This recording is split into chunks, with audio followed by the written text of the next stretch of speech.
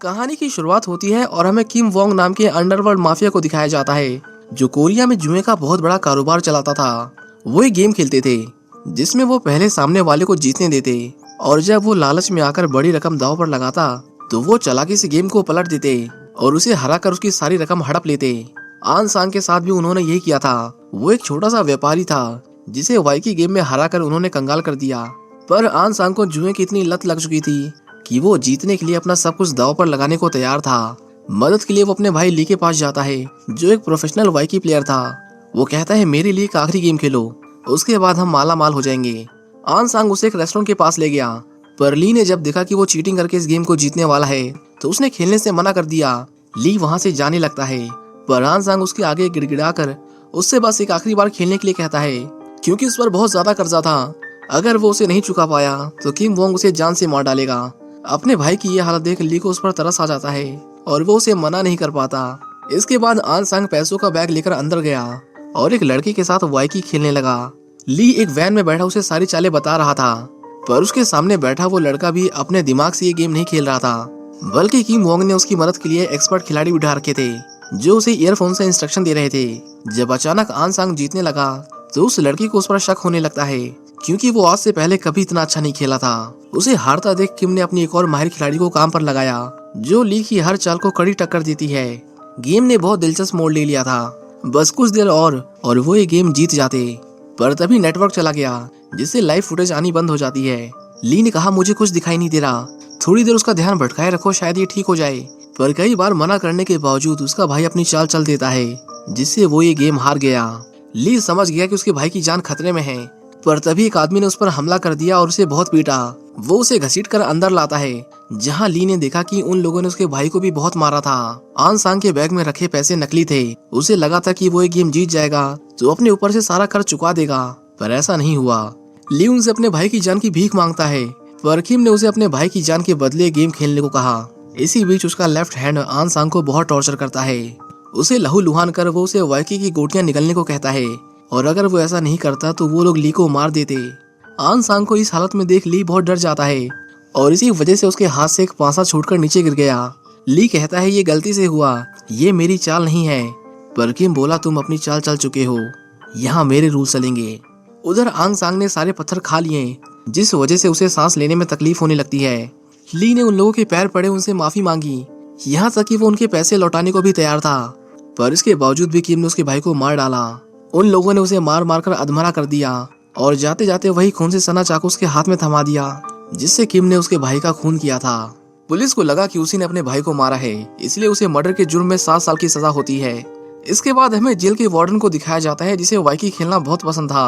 वो हर दिन एक कैदी जिसे जेल में सब अंकल वान के नाम से जानते थे के साथ ये गेम खेलता था। वान उससे 1 हफ्ते की छुट्टी मांगता है पर वार्डन की शर्त थी कि अगर वो एक गेम जीत गया तो उसे 1 हफ्ते के लिए रिहा कर दिया जाएगा। पर अफसोस वान उस गेम में हार जाता है। उसे लगने लगा कि उसे अपनी पूरी जिंदगी इसी जेल में काटनी पड़ेगी। पर तभी ली उसके पास आता है और कहता है कि मैं आपकी मदद कर सकता हूँ। ली की बताई ट्रिक से वॉन ने वार्डन को हरा दिया जिससे उसे छुट्टी मिल जाती है। पर जाने से पहले वो वार्डन को बताता है कि जेल में उससे भी बड़ा खिलाड़ी आया है, जब तक मैं वापस नहीं आता आप उसके साथ खेल सकते हैं। वार्डन इस खेल का इस कदर दीवाना था कि वो उसके साथ खेलने वाले कैदी के हर शौक पूरे करता था बशर्ते सामने वाले को जीतना चाहिए। ली को समझ आ गया कि अगर उसे इस जेल में जिंदा रहना है तो उसे हमेशा वार्डन से जीते रहना होगा।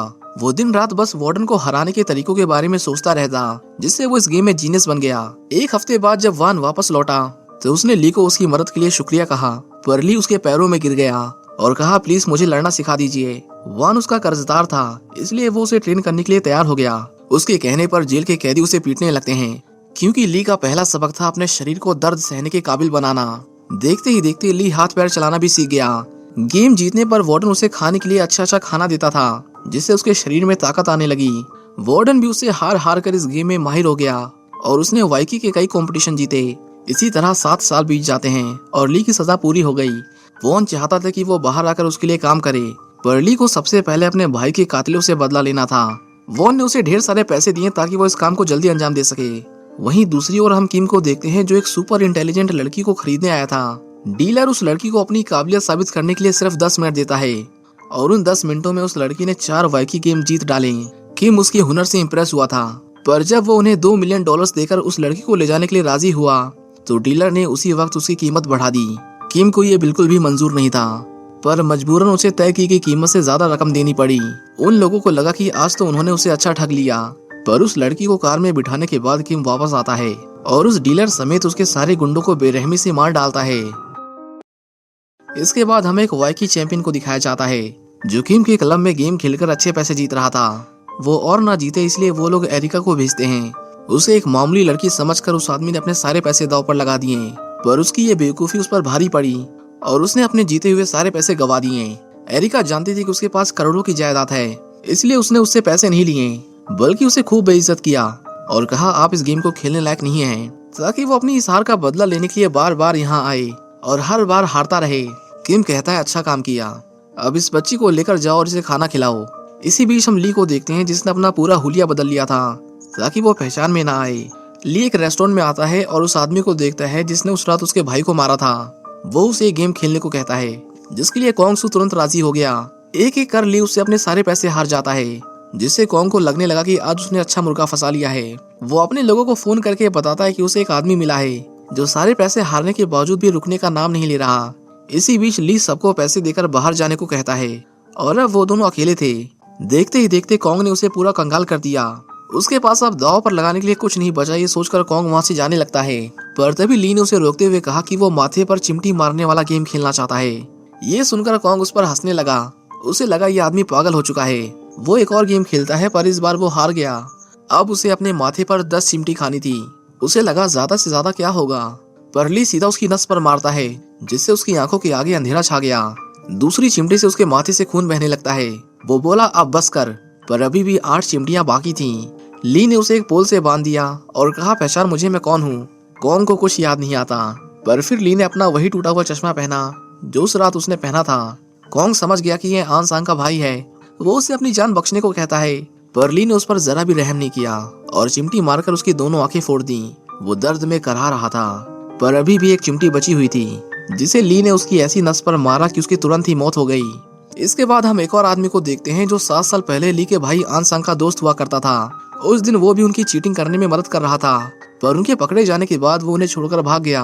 बेन ने उस दिन के बाद जुआ तो छोड़ दिया, पर वो अब भी छोटे मोटे फ्रॉड्स करता रहता था। एक दिन उसके धांधलेबाजी के शिकार लोग बेन को पकड़ लेते हैं और उसे जमकर पीटते हैं। वो उसे पीट पीट कर मार डालते उससे पहले ही वहाँ ली आ गया। उसने उन्हें उसे छोड़ने को कहा, पर जब वो नहीं माने तो ली ने उन सबको बहुत पीटा। बेन उसे शुक्रिया कहकर वहाँ से चलता बनता है, पर ली ने उसे पकड़कर छत से लटका दिया। शुरू में तो उसे समझ नहीं आया कि वो ऐसा क्यों कर रहा है, पर फिर उसे याद आया कि वो आन सांग का छोटा भाई ली है। ली उससे पूछता है कि तुम मेरे भाई से कैसे मिले थे।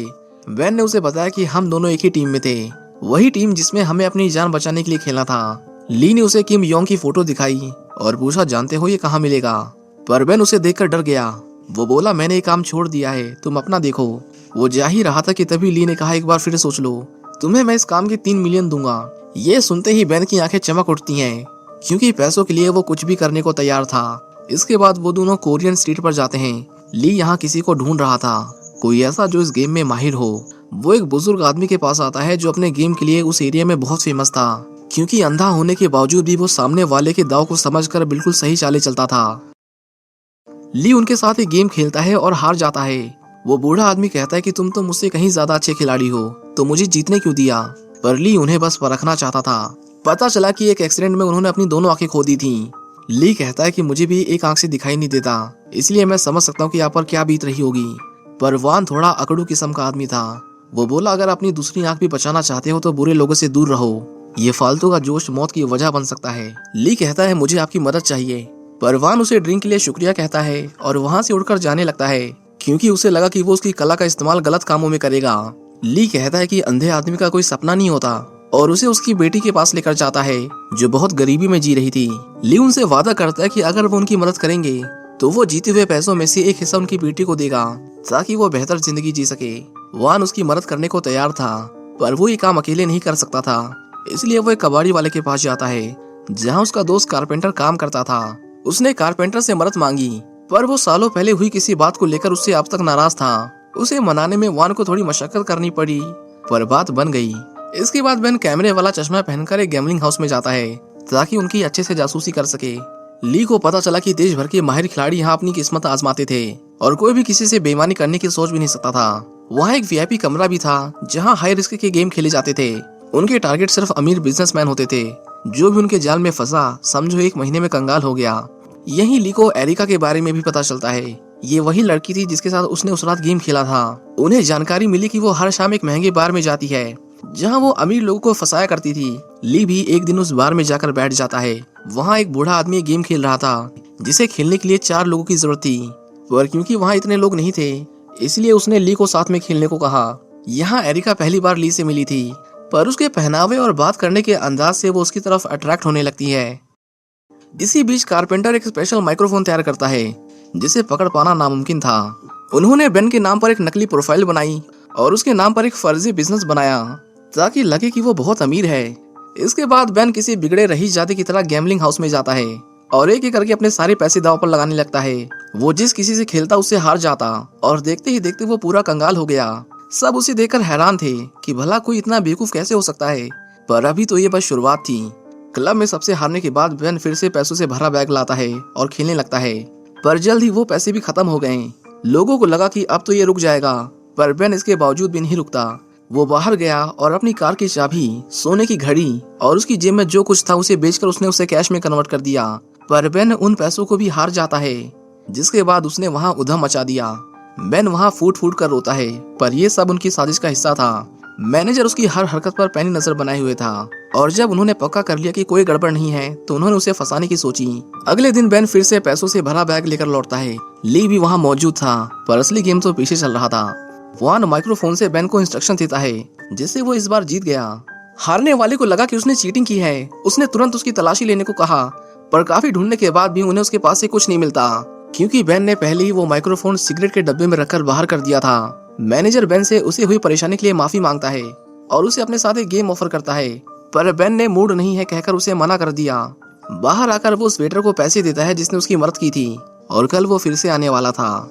इसी बीच हम एरिका को देखते हैं जिसकी ली से अच्छी दोस्ती हो गई थी।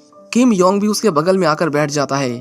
उस बूढ़े आदमी ने पूछा कि तुम क्या करते हो, जिस पर ली उसे बताता है कि वो एक प्रोग्राम डेवलप कर रहा है वाकी गेम के लिए, एक खास एल्गोरिथम जो इंसानों को आसानी से हरा सके।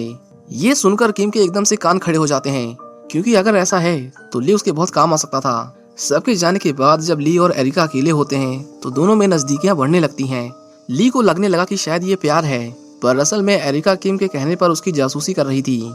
ली बेन से कहता है कि कल तुम अकेले जाना, मैनेजर तुम्हें जीतने देगा, और बिल्कुल ऐसा ही होता है। मैनेजर जानबूझकर उससे हार गया ताकि अगली बार वो बड़ी रकम लगाए। बेन उसके साथ एक और गेम खेलने को तैयार था, पर वो कहता है कि इस बार मेरी जगह खेलेंगे। पैसों की लालच में अंधा हो चुका मैनेजर उसे बेवकूफ समझने की गलती कर देता है और अगले दिन वो उसकी बताई हुई लोकेशन पर चला गया। मैनेजर उसकी वैन को अच्छे से चेक करता है, पर उसे वहाँ कोई ऐसा इलेक्ट्रिकल डिवाइस नहीं मिला जिससे वो चीटिंग कर सके। उसे लगा अब तो बाजी उसके हाथ में है, लेकिन कारपेंटर ने एक ऐसा वाई बोर्ड बनाया था जिससे सामने वाले की गोटियों की एग्जैक्ट पोजीशन का पता चल जाता था। बेन जीतने के लिए इसी बोर्ड का इस्तेमाल करता है और पीछे पीछे वान उसे इंस्ट्रक्शन देता है जिससे वो जीत गया। अपनी हार से मैनेजर बहुत फ्रस्ट्रेट हो जाता है। उसे समझ नहीं आ रहा था कि ये बेवकूफ आखिर जीत कैसे गया। उसे 2 मिलियन का नुकसान हुआ था जिसकी उसे हर हाल में भरपाई करनी थी, वरना किम वोंग उसे नहीं छोड़ता। अपने नुकसान की भरपाई करने के लिए अगले दिन वो फिर से खेलने गया, पर इस बार वो मदद के लिए एक वाइकी चैंपियन को अपने साथ ले जाता है जो पीछे से उसे इंस्ट्रक्शन दे रहा था। इस बार टक्कर कांटे की थी, पर वान ने ऐन मौके पर बाजी संभाल ली और बेन को जिता दिया। मैनेजर जो अपनी हार से बेहद गुस्से में था चाकू निकालकर बेन को धमकाने लगता है, पर इससे पहले वो उसे जान से मार देता वहाँ ली आ जाता है। उन दोनों के बीच जबरदस्त फाइट हुई, पर ली के आगे भला वो कहाँ ही टिक पाता। ली उसे बहुत मारता है और जब उस वाइकी चैंपियन ने उसे पिटते हुए देखा तो उसने भी भागने की कोशिश की, पर कारपेंटर उसकी कार को एक जोरदार टक्कर मारकर उसे धर दबोचता है। मैनेजर को जब होश आया तो उसने खुद को बिना कपड़ों के आइस बनाने वाली फैक्ट्री में पाया। ली भी उसी हालत में उसके सामने बैठा था और वो उसे गेम खेलने को कहता है। नियम बहुत आसान था, जो जीतेगा वही बाहर जा सकता है। दोनों अपनी चालें चलना शुरू करते हैं, पर कुछ ही सेकंड्स में टेम्परेचर फ्रीजिंग पॉइंट से नीचे चला गया, जिससे उनके खून का बहाव धीमा पड़ने लगता है। मैनेजर समझ गया कि ऐसे तो गेम जीतने से पहले ही वो मर जाएगा, इसलिए उसने तुरंत सामने पड़ा चाकू उठाया और ली पर हमला कर दिया, पर ली उसे बहुत मारता है। उसने उसे एक पेपर दिया जिसमें फ्रीजर को बंद करने के कोड्स लिखे हुए थे और वहां से चला गया। मैनेजर ने उस कोड को क्रैक करने की कोशिश की, पर ठंड से जमकर उसकी मौत हो जाती है। इसी बीच ली एरिका के पास पहुंचता है। वो उसके साथ भी एक गेम खेलना चाहता था, पर उसकी शर्त थी कि अगर वो जीत गया तो वो हमेशा के लिए उसकी हो जाएगी। एरिका भी उससे प्यार करने लगी थी, पर वो उसे बयां नहीं कर पाती। वो उठकर जाने लगी कि तभी ली ने उसका हाथ थाम लिया। वो उसके करीब आता है और दोनों के बीच नजदीकियां बढ़ने लगती हैं। वहीं अगले दिन किम को अपने मैनेजर की लाश आइस फैक्ट्री में सड़ती हुई मिलती है। ली ने उसे फोन किया और कहा कि वो उसके साथ भी एक ऐसा ही गेम खेलना चाहता है, पर हारने वाले को कीमत अपनी जान देकर चुकानी होगी। किम उसके हिंट को फॉलो करते हुए मास्टर चैन के पास आता है, जिसे उसने जिंदा छोड़ दिया था। चैन कहता है, मैंने उस आदमी को देखा है, मैं तुम्हारे हारे हुए पैसों की पाई पाई चुका दूंगा। पर किम की दिलचस्पी इस बात में थी कि वो आदमी अपनी अगली चाल क्या चलेगा। उसे एक मैसेज आया जिसमें वो चैन के साथ एक बाजी खेलने को कहता है, और अगर वो हारा तो बदले में उसे उसकी कटी हुई जीभ देनी पड़ेगी। चैन उसे समझाता है कि ये उसकी चाल है, वो मुझे मारना चाहता है, पर किम को भी कहाँ उसकी जान की परवाह थी। उसने जबरदस्ती उससे रिक्वेस्ट एक्सेप्ट करवाई, जिसके बाद दोनों के बीच मुकाबला शुरू हुआ। ली यहाँ कोई चीटिंग नहीं कर रहा था, बल्कि वो खुद उसे हराना चाहता था। चैन जो शुरू में डर के मारे थर थर कांप रहा था, जब देखता है कि वो जीत रहा है तो उसकी चाल ढाल ही बदल जाती है, और इसी ओवर कॉन्फिडेंस में उसने गलत चाल चल दी, जिससे वो ये गेम हार गया। अब वादे के मुताबिक किम को उसकी जीभ काटनी थी। चैन भागने की कोशिश करता है, पर उसके लोगों ने उसे पकड़ लिया, जिसके बाद किम ने अपने हाथों से उसकी जीभ काट दी। उसने जब खिड़की से बाहर झांका तो उसे वही आदमी दिखाई दिया जो उस रात कंप्यूटर प्रोग्राम बनाने की बात कर रहा था। किम समझ गया कि उसने ये सब अचानक नहीं किया, बल्कि इसके पीछे उसके सालों की प्लानिंग थी। उधर हम ली और उसके दोस्तों को देखते हैं जो अपनी जीत का जश्न मना रहे थे। बेन अंकल वान से पूछता है कि उन्होंने इतना अच्छा वाइकी खेलना कहाँ से सीखा, जिसके बाद वान उन्हें बताता है कि सालों पहले जब वो सड़कों पर खिलौने बेचा करता था, तब एक आदमी मेरे पास आया और उसने मुझे एक गेम खेलने को कहा। मैंने कहा मैं अंधा हूँ, हम नहीं खेल सकते, पर उसने मुझे इनाम में एक ऐसा टूल ला कर दिया जिससे अंधे भी गेम खेल सकें। उसके बाद हमने हर रोज वो गेम खेला, लेकिन 1 साल बाद उसने वहाँ आना बंद कर दिया। कोई नहीं जानता था कि वो आदमी कौन था, पर जाने से पहले वो मुझे काफी कुछ सिखा के चला गया। ली उन्हें कहता है कि शायद मैं उस आदमी को जानता हूँ, उसी ने जेल में मुझे तुम्हारे बारे में बताया था। वो जेल की काल कोठरी में हर रोज मेरे साथ वाइकी खेला करता था और हर बार जीत जाता था। जब मुझे काल कोठरी से बाहर निकाला गया तो मैंने उसके सेल में झांक कर उसे देखने की कोशिश की, पर वो अचानक गायब हो चुका था। मुझे उम्मीद थी कि बाहर आकर वो मुझसे जरूर मिलेगा, पर बिल्कुल आपकी तरह ही वो कभी नहीं लौटा। वो अनजान शख्स जो भी था, उसने हम दोनों की बहुत मदद की। अगले दिन अंकल वान बेन से एक रिक्वेस्ट करते हैं। वो अपनी बेटी से मिलना चाहते थे और उन्हें अपना हुलिया ठीक करने में उसकी मदद चाहिए थी। बेन उन्हें सूट बूट पहनाकर एकदम जेंटलमैन बना देता है, पर जब वो उनकी बेटी के घर पहुंचा तो उसने पाया कि किम के लोग पहले से उनका इंतजार कर रहे थे। उन्होंने उन दोनों को पकड़ लिया और उन्हें किम के सामने लाया गया। किम जो अपने लोगों की मौत से बहुत गुस्से में था, बेन को बहुत टॉर्चर करता है। उसने उसकी सारी उंगलियां तोड़ दी और उसका गला काटकर उसे मारने ही वाला था कि तभी उसने अपना मन बदल लिया। उसने बेन को जीने का एक और मौका दिया, पर बदले में उसे गेम खेलना होगा और हारने वाले को अपनी जान दांव पर लगानी थी। अंकल वॉन जानते थे कि बेन उससे नहीं जीत पाएगा, इसलिए उन्होंने उसकी जगह खुद आने का फैसला किया। वो किम को चैलेंज करता है और अगर वो जीत गया तो बदले में उसे उसका सर चाहिए था। पर किम भी कम चालाक नहीं था। वो वॉन को खेलने के लिए वो बोर्ड नहीं देता जिसे खास अंधे लोगों के लिए डिजाइन किया गया था। इसका मतलब वॉन को अपनी हर चाल सिर्फ अंदाजा लगाकर चलनी थी। दोनों के बीच गेम शुरू हुआ, पर किम हमेशा की तरह गेम में चीटिंग करता है। वो जीतने के लिए उस छोटी बच्ची की मदद ले रहा था। बस कुछ ही देर में ये गेम इंटेंस हो गया। सब कुछ उसके खिलाफ होने के बावजूद वॉन उसे कड़ी टक्कर देता है और जब उसे लगा कि वो हारने वाला है तो किम एक बेहुदा हरकत करता है और सारी गोटियां बिखेर देता है। वॉन जानता था कि अगर वो जीत भी गया तभी वो उसे मार डालेगा, इसलिए उसने मौका मिलते ही किम पर हमला कर दिया। किम उस पर जरा भी रहम नहीं खाता और बेरहमी से उन्हें कई बार स्टैब करता है, जिससे वो बुरी तरह घायल हो गए। जब ली को पता चला कि उन लोगों ने अंकल वान और बेन को किडनैप कर लिया है तो वो बिना देर किए किम के ठिकाने पर पहुंचा और देखा कि वान खून में लथपथ दर्द में तड़प रहे थे। किम बेन के सर को अपने पैरों तले रौंद रहा था और कहता है कि अगर तुम जीत गए तो मैं तुम्हारे दोस्त की जान बख्श दूंगा। बदले में किम उसे वान को ले जाने देता है, पर वान ने कहा गेम मत खेलना, तुम मुझसे नहीं जीत पाओगे, क्योंकि उसकी चाल कोई मासूम बच्चा चल रहा है। ली उन्हें हर हाल में बचाना चाहता था, क्योंकि उसने वादा किया था कि वो किसी को कुछ नहीं होने देगा, पर बहुत ज्यादा खून बहने की वजह से उनकी मौत हो जाती है। इसी बीच किम एरिका के पास आया और कहा अगर जान बचानी है तो इस बार अच्छे से खेलना। एरिका उसे उस बच्ची की जान बख्शने को कहती है, पर किम एक नंबर का साइको था। उसने अपने आदमी को ऑर्डर दिया कि अगर मैं हार गया तो इन दोनों को मार देना। दोनों के बीच गेम शुरू होता है और पहली चाल ली ने चली। ली को लगा कि उसने उस बुढ़े को मार दिया है तो ये ज्यादा देर उसके आगे नहीं टिक पाएगा, पर उसे क्या पता था कि ली ने इस दिन के लिए सालों से प्रैक्टिस की थी। उधर हम कारपेंटर को देखते हैं जो वान की लाश को लेकर वहां से जा ही रहा था कि तभी किम के लोगों ने उसे घेर लिया, पर उन्हें अंदाजा भी नहीं था कि उन्होंने उसके दोस्त को मारकर कितनी बड़ी गलती कर दी थी। कारपेंटर अपनी जान की परवाह किए बगैर उन सबसे भिड़ जाता है। वो अकेला था और वो बहुत सारे, पर इतनी तादाद में होने के बावजूद भी वो उसका कुछ नहीं बिगाड़ पाते। उधर ली भी जीत रहा था, पर किम बोला कि अगर तुम जीत गए तो तुम्हारी माशूका मारी जाएगी, पता है ना। ली का आदमी एरिका की गर्दन पर चाकू लगा देता है और कहता है कि धोखा देने के बारे में सोचना भी मत, पर एरिका इशारा करके उस बच्ची को गेम ड्रॉ करने को कहती है। जिसके बाद उसने किम को ऐसी चालें चलने को कही जिसकी वजह से वो गेम के ऐसे मोड़ पर आ गए कि अगर वो जिंदगी भर भी इस गेम को खेलते रहते तब भी कोई इस गेम को नहीं जीतता। हर तरफ से गेम ड्रॉ हो रहा था। किम समझ गया कि उसने होशियारी की है, जिसके बाद वो सबको बाहर बुलाता है। गुस्से में उसने ली के सामने एरिका के पेट में चाकू घोंप दिया और उसे तड़प तड़प कर मरते हुए देखने पर मजबूर किया। पर ऐसा करके उसने बहुत बड़ी गलती कर दी थी, क्योंकि सिर्फ उसी की वजह से ली ने अब तक अपने हाथ रोक रखे थे। वो उन पर हमला कर देता है और देखते ही देखते उसने वहाँ कत्लेआम मचा दिया।